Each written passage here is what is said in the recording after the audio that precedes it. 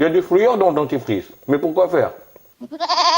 Le fluor, ou fluorure de sodium, est un élément chimique qui rendrait l'émail plus résistant et combattrait les caries. Ce qui est inquiétant, c'est qu'il est connu depuis longtemps comme un neurotoxique, provoquant des troubles mentaux, des pertes de la mémoire et d'autres problèmes cognitifs et nerveux, car il inhibe la synthèse de la glutamine à 100%.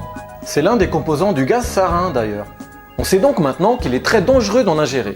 Et c'est officiel dans certains pays comme la Belgique. Il serait aussi dangereux que l'arsenic ou le plomb. Mais on nous conseille de nous brosser les dents 3 fois par jour avec d'ailleurs, sachant que les gencives sont une voie d'administration parfaite pour un neurotoxique. Les nazis mettaient du fluor dans les réserves d'eau potable dans les camps de concentration. Vous pensez qu'ils s'en faisaient pour la santé des prisonniers? Le chimiste Charles Perkins a démontré que des doses répétées de fluor, en quantité même très minime, agiraient comme certains narcotiques en forçant à la soumission, une sorte de lobotomie légère. Le fluor aurait donc la particularité d'abrutir les gens pour assurer leur docilité. Merde, il y en a dans ma flotte aussi. Il faut savoir que le fluor n'existe pas à l'état pur dans la nature. C'est un déchet industriel qui a été introduit dans l'eau potable pour la première fois par la famille Mellon aux États-Unis. Une famille très riche qui dirigeait l'industrie de l'aluminium dans les années 70. Elle ne savait pas comment se débarrasser des fluorines polluantes qui résultaient de la fabrication de l'aluminium sans que ça lui coûte trop cher. Ce lobby du gouvernement n'a pas trouvé d'idée plus débile que s'en débarrasser dans les réseaux d'eau potable. On pourrait imaginer que ça intéresserait aussi le gouvernement pour avoir un contrôle sur l'humain, mais soyons pas trop paranoïaques. C'était surtout une énorme source de revenus, car il margeait à 20 000% pour ce qui n'est qu'un déchet industriel.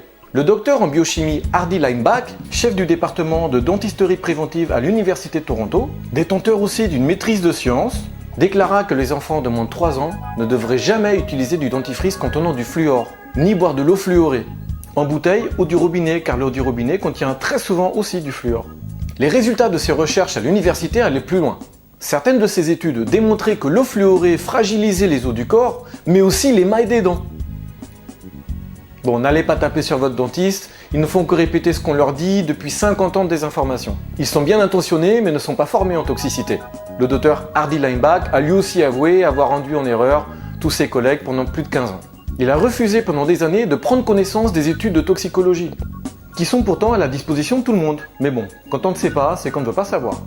Bref, sans rentrer dans des thèses complotistes, je pars du principe que si sur Terre on ne trouve pas de fluorure de sodium naturel à l'état pur, il n'y a pas de raison pour que j'en ingère. Je vous suggère d'acheter de l'eau ne contenant pas de fluor, lisez les étiquettes, il ne faut pas qu'il y ait ces mentions.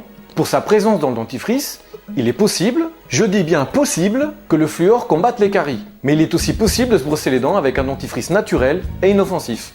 Vous les trouverez en magasin bio ou boutique diététique. Merci d'avoir regardé cette vidéo. Si vous l'avez aimée ou pas, dites-le avec un pouce vert ou un pouce rouge. Si vous pensez qu'elle mérite d'être partagée, partagez-la. Et si vous voulez être au courant de mes prochaines vidéos, abonnez-vous. À bientôt!